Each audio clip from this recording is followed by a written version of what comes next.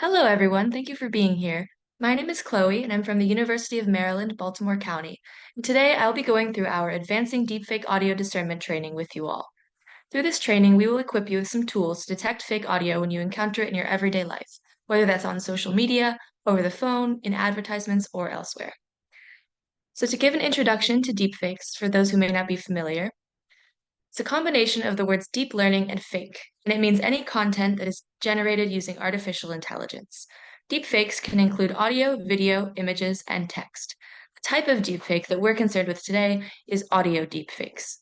Deepfakes can mimic a real person's voice, making them a powerful tool for deception and disinformation. For example, they can be used to trick voice authentication systems or make fake content using a public figure's voice. There are other methods of creating spoofed audio that do not involve using AI. For example, an actor could mimic another person's voice, or someone could replay a recording of another voice to trick a voice authentication system. So I want to first give you a brief overview of this project and the team that developed this training. Our interdisciplinary research team includes experts in sociolinguistics, data science, and machine learning. Team members with a background in sociolinguistics listened to hundreds of audio files of fake and real English speech gathered with the help of our colleagues in data science and machine learning, and identified easily discernible linguistic features that are helpful in differentiating between authentic speech and deepfakes. We came up with 5 of what we call expert-defined linguistic features, or EDLFs, that can help individuals get better at discerning fake speech from real speech. In this training, I'll explain each of these 5 features and show you how to listen for them when you hear potentially fake audio. At the same time, it's important to recognize that when we hear these features, it doesn't necessarily mean that we can conclude definitively that an audio sample is real or fake. This training is intended to help you improve your ability to spot fake audio, and the linguistic features of spoken English that we'll be discussing are simply a tool that can help point you in the right direction. Our first linguistic feature is pitch, the relative high or low tone in a speech sample. When we think about pitch, we're thinking about rising and falling intonation as someone speaks. So you can hear that even in my speaking right now, my pitch is going up and down.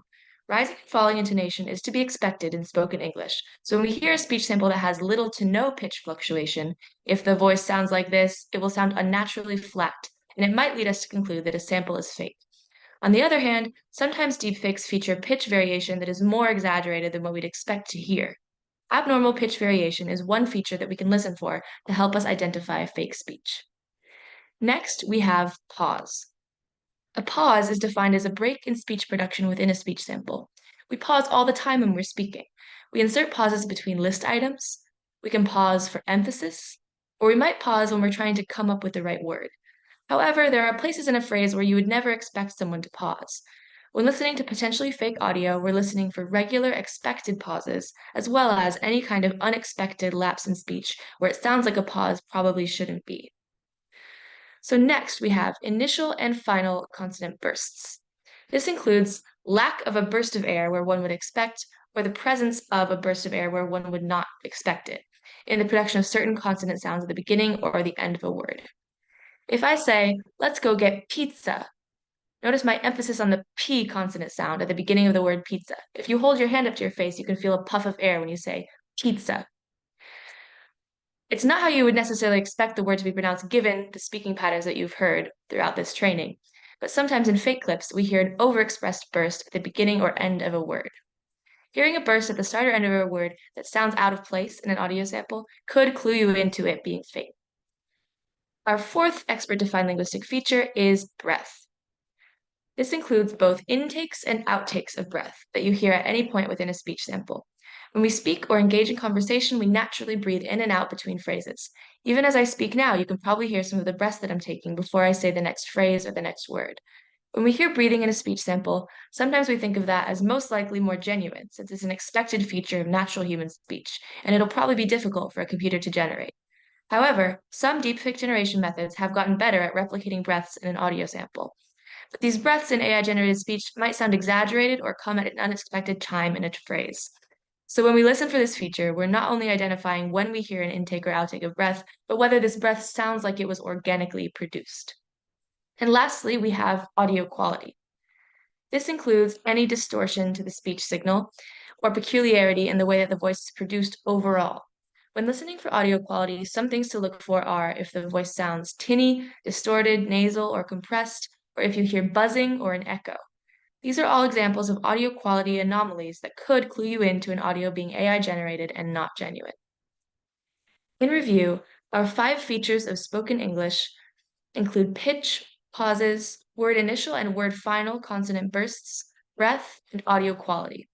Listening for these features can help you better differentiate between fake and real speech, but it's important to note that no one feature is the end-all be-all and often can't give you a definitive answer, as deepfakes become more and more sophisticated. Sometimes authentic speech includes unexpectedly strong bursts at the beginning of a word, sometimes it sounds nasal, but context matters. For example, if I'm reading a story aloud to a classroom of kindergartners, I might take more pauses and speak with more varied pitch than one would expect to hear in casual conversation. However, these pauses and pitch fluctuations are perfectly natural within this setting. Human language is complex, and it's made up of a constellation of different linguistic features, all of which can vary depending on context. This variation is normal and natural, and there are so many features of spoken English that we could listen for. And today we've only talked about 5. Sometimes we don't have much context when we encounter potential deepfakes. It could just be an isolated 3-second clip of someone's voice. But when we do have context, it's important to take it into consideration along with this constellation of variable features when discerning whether or not a speech sample might be fake. Deepfake generation methods are constantly improving and creating videos, images, and audio that are harder and harder to tell apart from the real thing. For this reason, we want to use all the tools at our disposal when we try to discern fake speech from real speech. In this training today, we've given you some tools that our research team developed using our expertise in variationist sociolinguistics. As you come across videos and audio online, we hope that you're able to keep these 5 linguistic features in mind to better discern the real from the fake. Thank you.